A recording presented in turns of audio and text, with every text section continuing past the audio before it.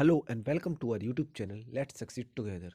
तो दोस्तों, आज हम लोग आपके लिए लाए हैं एक wonderful session related with geography के पार्ट स्ट्रीम्स, रिवर्स और लेक्स के बारे में।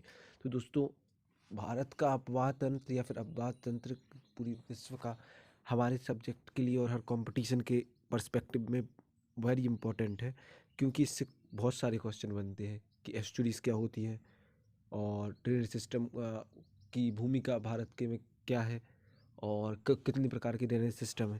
तो आज हम उसका ओवरव्यू जानते हैं और इसमें हम कवर करेंगे लेक्स, कौन से सबसे इंपॉर्टेंट लेक्स हैं जो कंपटीशन में पूछे जाते हैं, सबसे बड़ा लेक कौन सा है, सबसे ऊंचाई पे लेक कौन सा है, लेक्स की फॉर्मेशन कैसे होता है, यह सब। तो चलिए स्टार्ट करते हैं।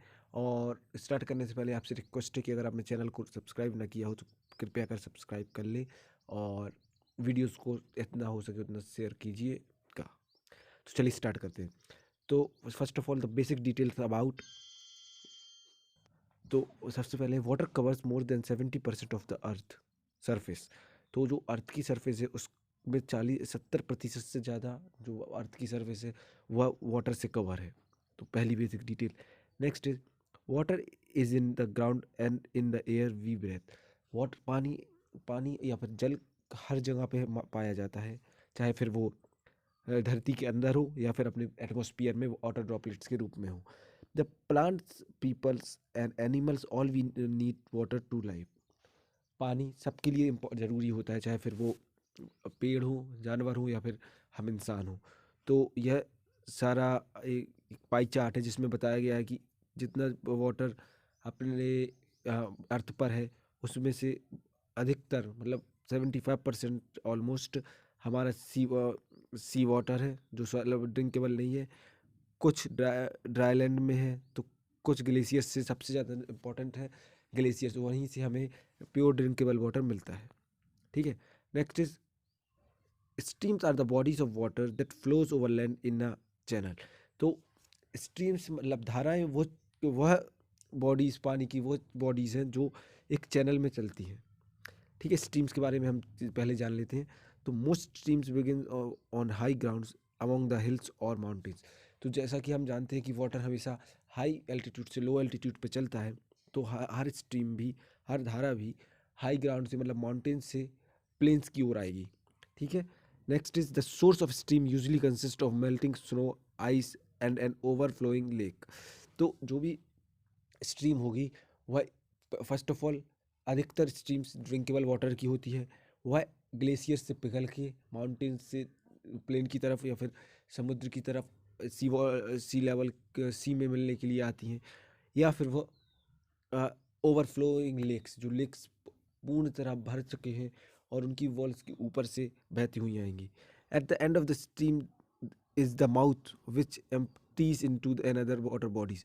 सो जैसा कि हम जानते हैं कि स्ट्रीम्स मिलके नदीज बनती हैं और नदी या फिर एक रिवर बनती है और रिवर हमारी सी में मिलती है।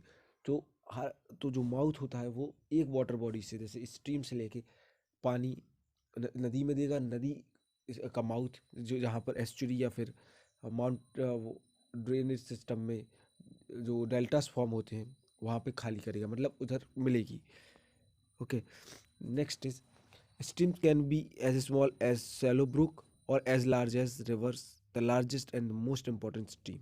तो स्ट्रीम जो धाराएं होती हैं वो बहुत छोटी हो सकती हैं, बिल्कुल पतली, और वो धारा इतनी बड़ी भी हो सकती है कि एक अकेली एक स्ट्रीम एक रिवर का फॉर्म करे, जो सबसे इम्पोर्टेंट है हमारे जीवन के लिए और इंसानों के लिए। ठीक है। Next is most rivers from forms from many smaller streams coming together, they are called tributaries. तो जो सहायक नदियाँ होती हैं, ट्रिब्यूटरीज होती हैं, उनसे मिलकर ही एक मेजर नदी, जैसे गंगा है, गंगा की बहुत सारी ट्रिब्यूटरीज हैं, तो इनसे मिलकर ही बनती हैं। Next is tributary. Tributaries are the streams और rivers that flows into the large streams और रिवर। मतलब ट्रिब्यूटरीज क्या होती है? ट्रिब्यूटरीज का मीनिंग होता है कि वैसी धाराएं जो मिलकर एक बड़ी धारा बनाए, और उस बड़ी धारा को हम क्या बोलते हैं, बड़ी स्ट्रीम को क्या कहते हैं? रिवर कहा जाता है। The more tributaries that empty into a river the larger the river grow. जितनी लंबी या जितनी बड़ी हमारे लिए जितनी ज़्यादा हमारी ट्रिब्यूटरीज मिलेंगी उतनी ही ज़्यादा रिवर या फिर हमारी रिवर्स ग्रो होंगी, मतलब उतनी बड़ी हमारी नदी होगी। Together the river and its tributaries are called river system. तो जैसा कि हम जानते हैं Ganga river system, Brahmaputra river system, यह सब रिवर सिस्टम अलग अलग ट्रिब्यूटरीज मिलके और उस रिवर्स में मिलके इंडस वैली रिवर सिस्टम, यह सब मिलकर रिवर सिस्टम बनाते हैं। तो इसको आप याद रखिएगा। अब देखिएगा, एक क्वेश्चन आता है कि किस कॉन्टिनेंट में रिवर सिस्टम या रिवर सिस्टम और नहीं है। तो अंटार्कटिका ऐसा कॉन्टिनेंट है जहाँ रिवर सिस्टम नहीं है, क्योंकि वह जमा रहता है। और इसके अलावा हर राज्य, हर कॉन्टिनेंट में, हर प्रांत में कोई ना कोई रिवर सिस्टम मौजूद ही है। जैसे अफ्रीका का में नाइल रिवर का है। एशिया एशिया की सबसे बड़ी रिवर कौन सी है? यांत्रिगेस। ऑस्ट्रेलिया में मरी, नॉर्थ अमेरिका में मिसिसिपी, यूरोप में डनबे, साउथ अमेरिका में अमेजोन। तो ये सारी ये नदीज़ हैं अलग अलग। तो आप इनके बारे में भी जान लीजिएगा। हर नदी अपने कॉन्टिनेंट की सबसे बड़ी नदी है। तो आइए कुछ जानते हैं हम नदी के बारे में। तो the Nile is the earth longest river, it flows from central Africa to Mediterranean sea. तो जो हमारी नील नदी है वो पृथ्वी की सबसे लंबी नदी है। आप इसको याद रखिएगा, ये क्वेश्चन हर एग्जाम में कई बार पूछा गया है कि which is the world's longest river. तो नाइल नदी है। और ये कहाँ से सेंट्रल अफ्रीका से। आपने देखा होगा अफ्रीका का वो मैप। तो सेंट्रल अफ्रीका से पास होके 3-4 सूडान और कुछ और राज्यों देशों से पास होते हुए मेडिटेरियन सी में मिलती है। ठीक है। Next is the Amazon is the earth largest river, carrying more water than Mississippi, Nile and Yangtze combine. तो जो अमेजोन नदी है नॉर्थ साउथ अमेरिका की, वह दुनिया की सबसे विशाल, सबसे बड़ी नदी है। उसमें जितना पानी है वह मिसिसिपी, नाइल और यांतेज नदी के मिलाकर उतना पानी है। ठीक है। Next is river system carries और drains water away from the lands around them. तो जो रिवर सिस्टम है वो पानी को पानी को नदियों से लेके समुद्र की तरफ ड्रेन, मतलब प्रवाह, अववाह तंत्र का काम करता है। ठीक है। Drainage basin, the land drained by river system. तो जो रिवर सिस्टम द्वारा समुद्र द्वारा में समुद्र के पास जो रिवर सिस्टम के द्वारा पानी, नदियों के द्वारा जो लैंड का फॉर्मेशन हुआ है उसे बेसिन कहा जाता है। ठीक है। जो सिल्ट या फिर जो भी मटेरियल रिवर अपने रास्ते में बहाकर लाकर एक जगह इकट्ठा करती है और उससे जो आइलैंड या फिर बेसन लैंड बनता है उसे हम ड्रेनेज बेसिन कहते हैं। River are the important for many region including drinking, cleaning water, cleaning, travel and trades. नदियों का महत्व हमारी सभ्यता में या फिर हमारी दुनिया में बहुत ज़्यादा इम्पोर्टेंट ज़रूरी है, क्योंकि वही रिस्पॉन्सिबल है हमारे पानी, खाना और टूर्स, ट्रैवल या फिर व्यापार के लिए। ठीक है। यह देखिए है स्ट्रीम्स एंड रिवर्स का सिस्टम।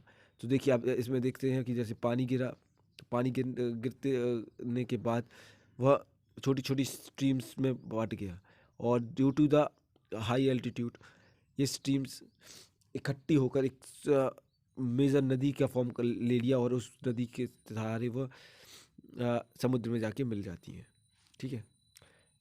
अब एक क्वेश्चन आपको सुना हो, सोचा होगा कि आपने जितनी भी सभ्यताएं या फिर जितनी भी सेटलमेंट्स देखी हैं जहाँ भी आदमियों ने रहना स्टार्टिंग में एंशिएंट हिस्ट्री में स्टार्ट किया था, वह सभी रिवर के पास ही क्यों है? तो इसका जवाब है क्योंकि रिवर से उन्हें बाकी सारी फैसिलिटी, ड्रिंकिंग वाटर, फिशरीज, खाने के लिए और इधर उधर ट्रैवल करने के लिए, खेती के लिए, सबके लिए, उनके लिए हर प्रकार से उनका वो कंप्लीटली निर्भर थे नदी पे। और वहाँ पर उनको सारी उनकी ज़रूरतें पूरी हो रही थी, इस कारणवश वह उधर सेटल हुए। नेक्स्ट अब आते हैं हम तालाबों पर कि व्हाट आर लेक्स। लेक्स होते क्या हैं? तो lakes are the bodies of water surrounded by land. वह सारी वाटर बॉडीज, वो सारी पानी की बॉडीज जो चारों तरफ से लैंड से घिरी हो उन्हें हम लेक्स कहते हैं, उन्हें हम तालाब कहते हैं। ठीक है। The world word lake come from the Greek language meaning hole because most lakes are holes in the earth that fill with water। तो दो लेक शब्द है वह ग्रीस लैंग्वेज से आया है जिसका मतलब है एक होल, एक छेद। क्योंकि जितने भी लेक्स हैं वो सभी एक तरह से एक होल्स हैं जिसमें पानी फिल हो गया है। ठीक है। लेक्स में कंटिन्यूस रनिंग वाटर नहीं होता, वाटर उसमें रुका हुआ होता है, तो आप इसको जानते हैं।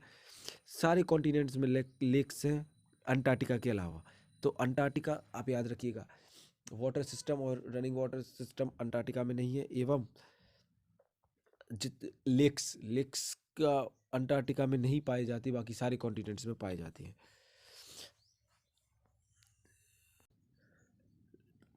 बाहर मतलब किसी भी जगह लेक्स हमें सबसे ज़्यादा उस जगह पर मिलेंगे जहाँ पे इतिहास में कभी भी ग्लेशियर्स पाए जाते होंगे, चाहे फिर वो नॉर्थ अमेरिका में हो या फिर नॉर्दर्न यूरोप में, जहाँ पर ग्लेशियर पिघले और वहाँ के गड्ढों को उन्होंने भर दिया और वो लेक के फॉर्म हो गए।